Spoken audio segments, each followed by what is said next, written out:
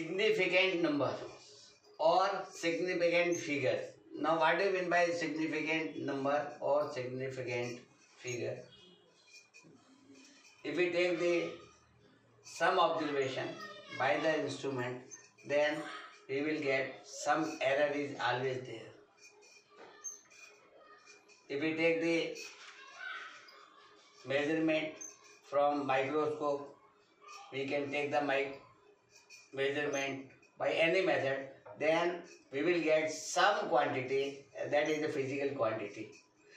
Now, if the physical quantity is suppose 6, 8, 5, 9, 5, this is then it has got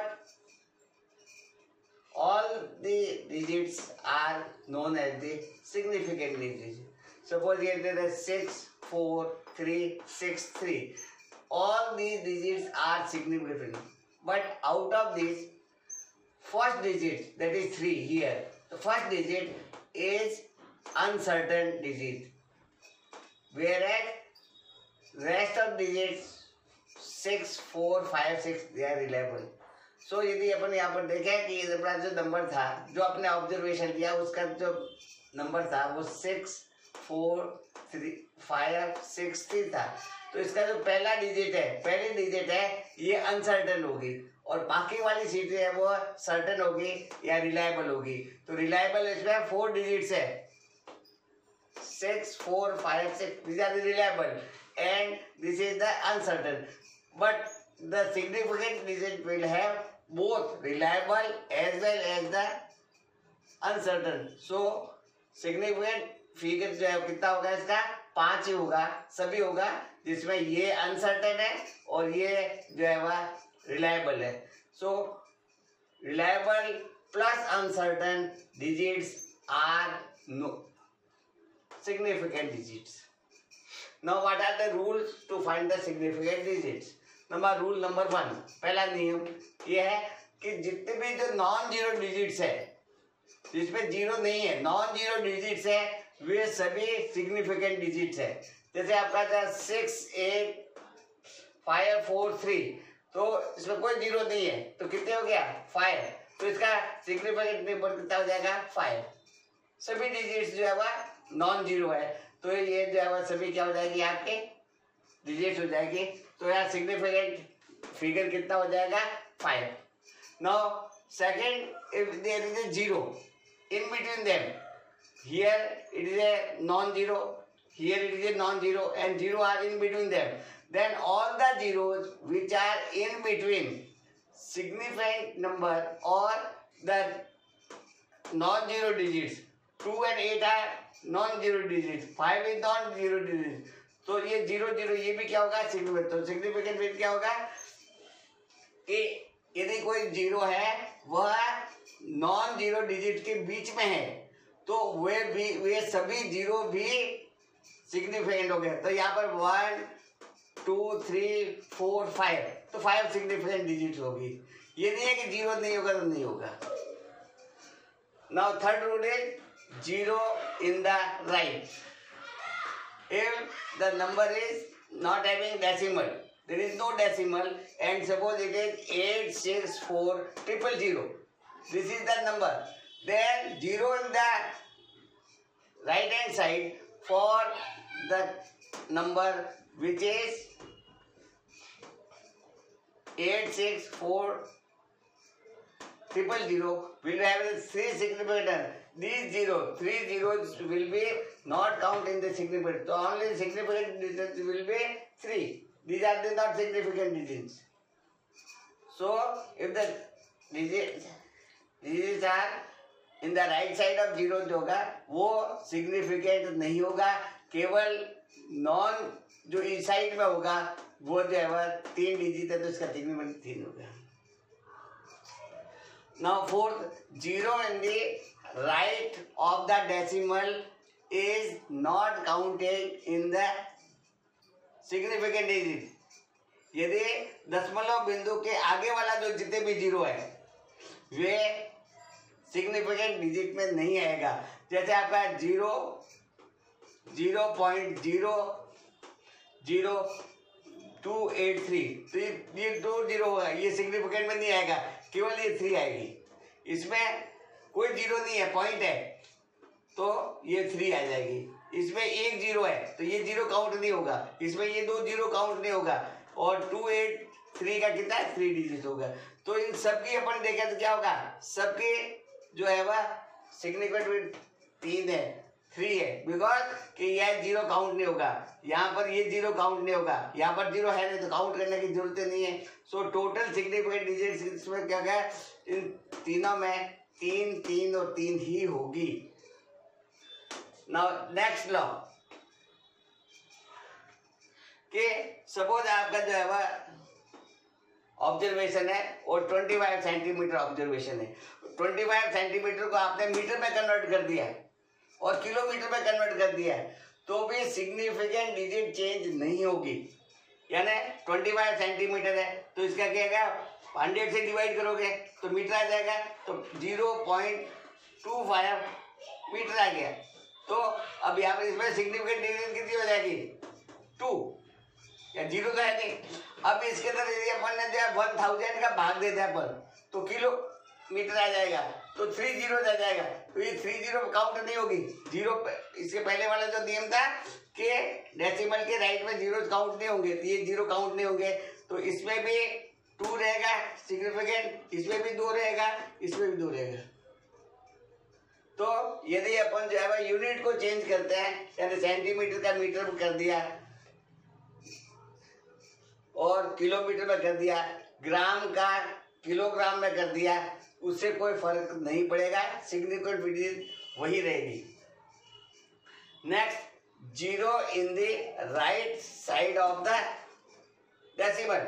जैसे suppose ये जो है वह 0.600 है, यहाँ पर है 3560, 0.03। इसके में क्या होगा आपका कि यहाँ पर जो जीरो इधर नहीं है, जीरो राइट साइड में, राइट साइड में काउंट होंगे, राइट साइड के अंदर जो जीरो है डेसिमल के बाद में ये काउंट होंगे, तो ये कितना हो जाएगा 600, तो 3 हो जाएगा, इसका 1 2 3 4 हो जाएगा, इसका 1 ये काउंट नहीं होगा, जीरो ये काउंट नहीं होगा, 1 2 3 4 ये जीरो काउंट होगा, 4 होगा।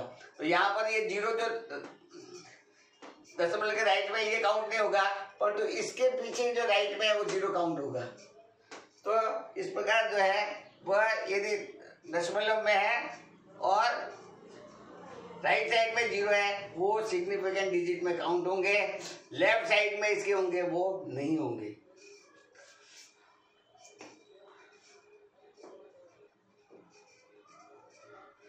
नाउ अपन जो है वह जैसे आपका यूनिट लिखी है, यूनिट दी हुई है, जैसे 3600 मीटर दिया हुआ है, तो यदि यह मीटर मेजरमेंट है तो ये जीरो काउंट होगा। यदि ये मीटर नहीं होता तो 2 ही होता सिग्निफिकेंट डिजिट, पर यहाँ पर मीटर दिया हुआ है तो इसके अंदर 4 सिग्निफिकेंट डिजिट होगा।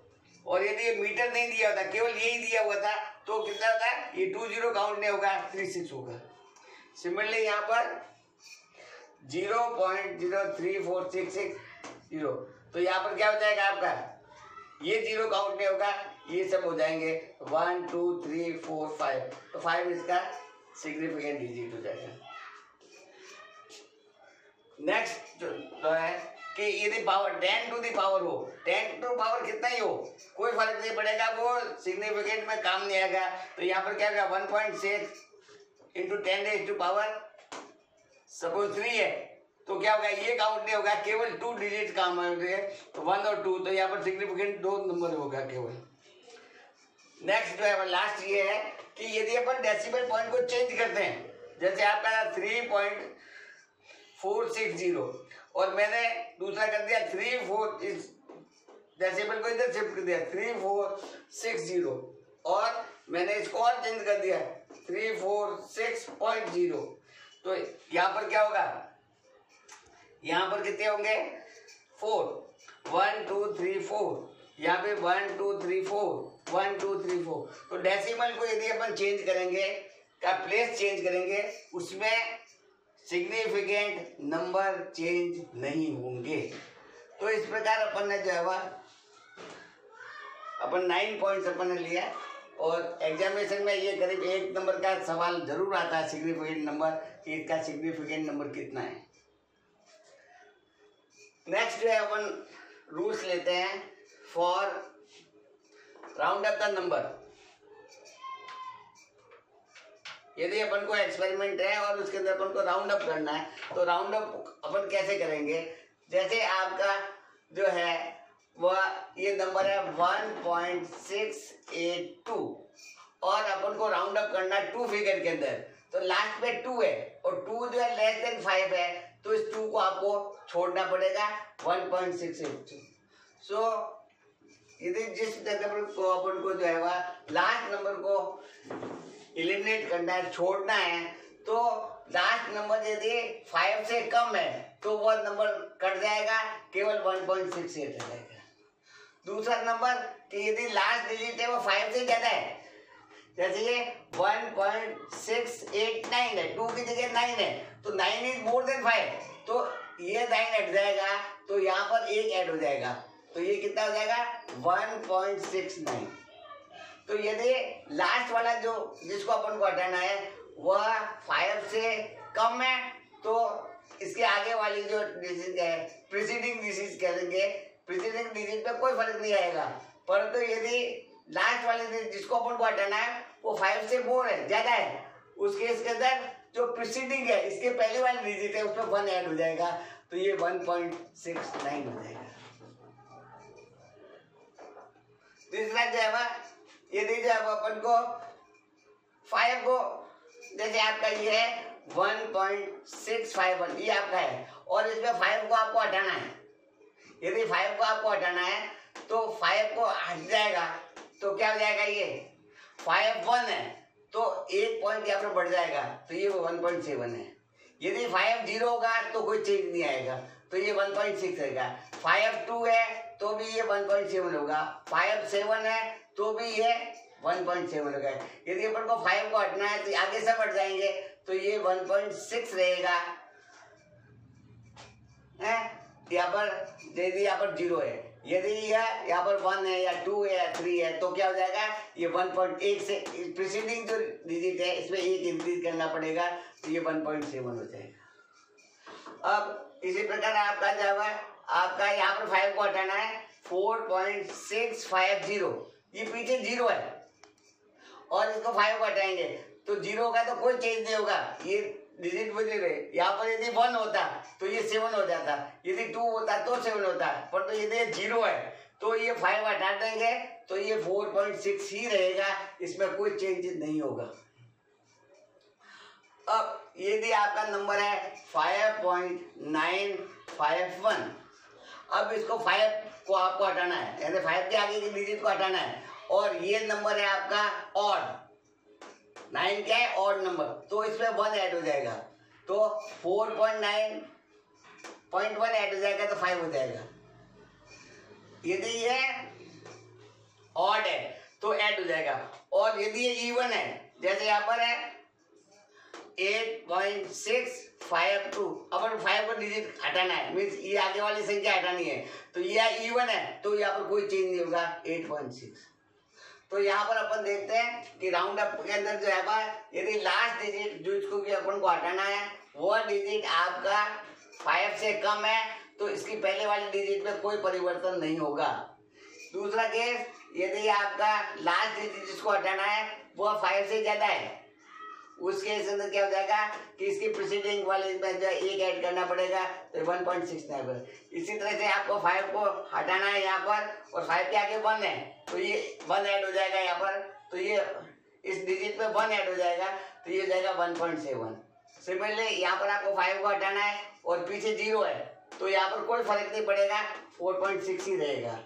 यदि आपको 5 को हटाना है, यहाँ पर 5 के आगे की संख्या को हटाना है और इसके पहले आपका ऑड नंबर है, 9 ऑड नंबर है, तो इसमें 0.1 ऐड हो जाएगा, तो ये 5 हो जाएगा।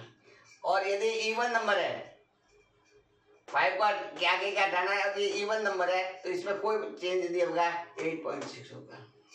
तो इस प्रकार अपन जो है वह राउंड अप कर सकते हैं। अब आपको इनकी अर्थमेटिक क्या होगी, इनको जोड़ेंगे कैसे, घटाएंगे कैसे, भाग कैसे होगा, गुणा क्या होगा। यदि अपन को जो है वह क्वांटिटी दी हुई है और उसके अंदर अपन को सम करना है, आप सम कर लीजिए, उसको डिफरेंस करना है, डिफरेंस कर लीजिए। अब इसके अंदर जो है वो डेसिमल में है तो अपन को क्या ध्यान रखना पड़ेगा कि जिसका कम से कम डेसिमल पॉइंट है, इसमें 2 डेसिमल पॉइंट है, इसमें 3 है, इसमें 3 है, तो 2 वाला रिजल्ट आएगा। जैसे इसको मैंने सबको जोड़ा, मैंने और जोड़ा तो ये आ गया 19.353 आया सपोज। तो अब इसके अंदर कितना रहेगा, केवल 1 2 3 रहेगा। तो 1 2 और 3 ये हो गया 19.3 और इसके बाद में 5 है और आगे है तो ये बढ़ जाएगा, तो ये हो गया 19.35 और 35 में आगे क्या है, 3 है, तो कुछ बढ़ेगा नहीं, तो ये कितना रह जाएगा 19.35 रह जाएगा। यदि अपन घटाते हैं इसमें से, अपन इसको घटा, इस क्वांटिटी को इसमें से घटाए और घटाने के बाद में ये चीज आई, ठीक है। तो यहाँ पर इसके अंदर जो है इसमें कितने हैं डेसिमल के बाद में 4, इसमें कितने हैं 3, तो अब डेसिमल के बाद में 3 पॉइंट रहेंगे। तो यहाँ पर इसके अंदर क्या होगा कि डेसिमल के बाद में इसका जो डिफरेंस आया ये आया 2.53547। तो अपन डेसिमल 3 रहेंगे, तो 3 कहाँ तक रहेगा 1 2 3। अब इसके बाद में 4 है तो कुछ खत्म हो जाएगा, तो ये कितना हो जाएगा 2.535। यदि यहाँ पर जो है 4 की जगह 5 होता तो ये 6 हो जाता, यदि 8 होता तो ये 6 हो जाता, परंतु ये 5 से कम है इसलिए कोई फर्क नहीं पड़ेगा। तो यदि अपन को जो है वह अर्थमेटिक में जो है ऑपरेशन करना है, यदि आपका सम करना है या डिफरेंस करना है, तो इस स्थिति में जो है आपका जो भी क्वांटिटीज आप सम कर रहे हो या डिफरेंस कर रहे हो उसका मिनिमम डेसिमल नंबर होगा, उतने ही आपके यहाँ रहेंगे। यहाँ पर डेसिमल नंबर इसमें 2 है, इसमें 3 है, इसमें 3 है, तो यहाँ पर 2 ही रहेंगे। इसमें 3 है, इसमें भी 3 है, दोनों घट रहा है, ये 4 है और ये आ गया, तो अब डेसिमल 3 ही रहेंगे, तो 1 2 3 रहेगा, आगे वाले नहीं रहेंगे। तो इस प्रकार अपन इसको कर सकते हैं। तो यहाँ पर अपन करेंगे क्या, 3 रहेंगे, यहाँ पर 5 आ गया तो 1 बढ़ा देंगे, नहीं 5 नहीं आएगा, आगे 4 है ये इसलिए नहीं आएगा, तो ये तो इस प्रकार जो है वह एडिशन और सब्ट्रैक्शन में जो मिनिमम डेसिमल के बाद में जितने भी आपके डिजिट्स है उतनी ही फाइनल रिजल्ट में डिजिट रहेगी। इसी प्रकार आपका प्रोडक्ट है और डिवीजन है, गुणा है या भाग है, तो आप गुणा भाग कर लीजिए। पहले ये आपका ये क्वांटिटी थी, ये क्वांटिटी, ये इन सबको गुणा कर दिया और ये आ गई आपकी। अब इसमें आपको डेसिमल नहीं देखना है, गुणा भाग में आपको डेसिमल नहीं देखना है, आपको क्या देखना है कि जितना कम से कम जो है वह सिग्निफिकेंट नंबर है उतना ही आएगा। तो यहाँ पर देखो इसमें सिग्निफिकेंट कितना है 3, इसमें कितना है 1 2 3 4, इसमें कितना है 1 2, तो 2 सिग्निफिकेंट रह गया। आपका रिजल्ट आया सपोज 4820.82, तो केवल 2 डिजिट रहेगी 48, आगे सब 0 आ जाएगा, तो इसका पर जो है वह आएगा 4800।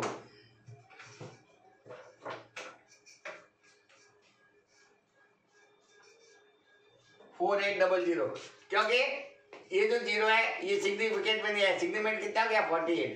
तो जहां पर आपका प्रोडक्ट है तो प्रोडक्ट में जो आपका जो रिजल्ट आ रहा है उसके अंदर जो आपके प्रोडक्ट की जो क्वांटिटी है उसमें मिनिमम सिग्निफिकेंट नंबर है, तो you first multiply, then you see which is the significant least significant. So here 5 1 is 2 significant number, so result will be having 2 significant number, so here it will be equal to 48, it 4 not 20 नहीं होगा, ये हो जाए 4800 होगा, क्योंकि अब इसका significant number कितना है 2 हो गया। इसी तरह से आपका डिवीजन है, डिवीजन आपने कर दिया, डिवीजन करके ये इसको मल्टीप्लाई करके डिवाइड कर दिया, ये रिजल्ट आ गया। अब इसके अंदर जो है मिनिमम किसका है, इसमें 3 है, इसमें 4 है, इसमें 4 है, तो 3 मिनिमम हो गया, तो इसकी 3 रहेगी, तो 1 2 3, आगे वाला पॉइंट 1 है तो हट जाएगा, तो कितना रहेगा 0.115। तो जो मिनिमम सिग्निफिकेंट डिजिट है वो आपका प्रोडक्ट और डिवीजन का सिग्निफिकेंट डिजिट होगा। सिमिलरली आपका, आप यहाँ पर जो है वह 10 की पावर में भी है, मल्टीप्लिकेशन है, डिवीजन है, 10 का पावर में भी है, ये भी है।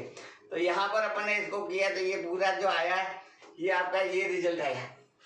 अब इसमें मिनिमम किसका है 2.5, 1 2 3, तो इसमें 3 रहेगा, तो 1 2 3 यहाँ तक रहेगा, तो इसमें 7 है, तो यहाँ पर क्या हो जाएगा 2 आ जाएगा।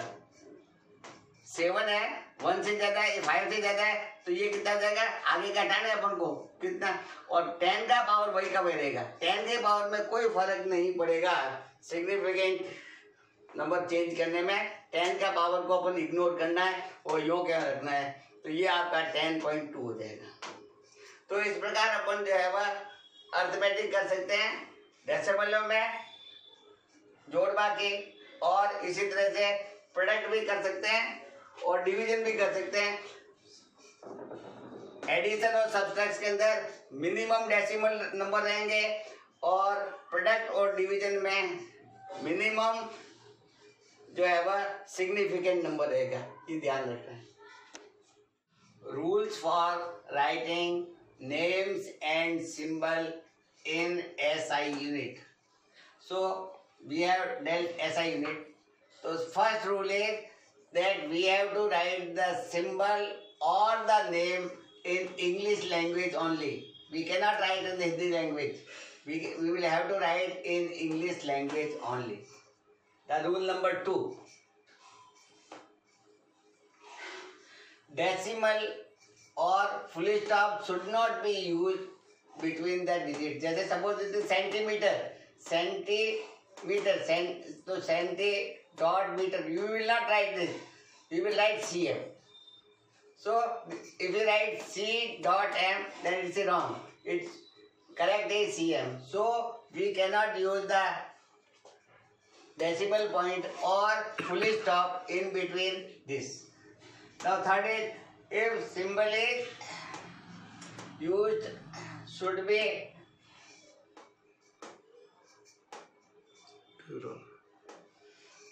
plural.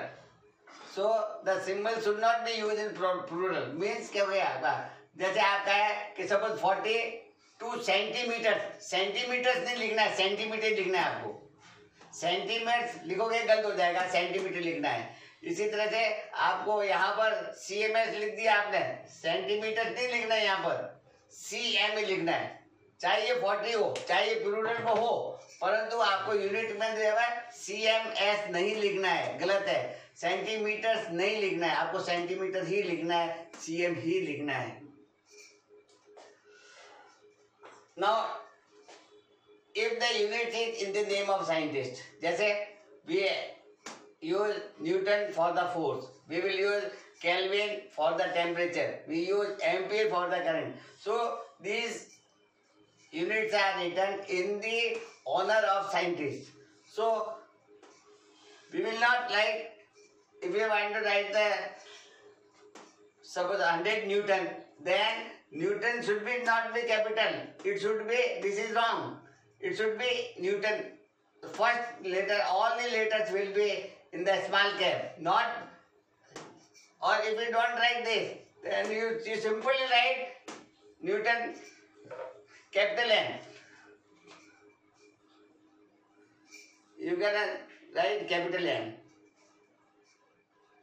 Either you write Newton like this or you write capital. Now here you should not write small n, here it should be capital N.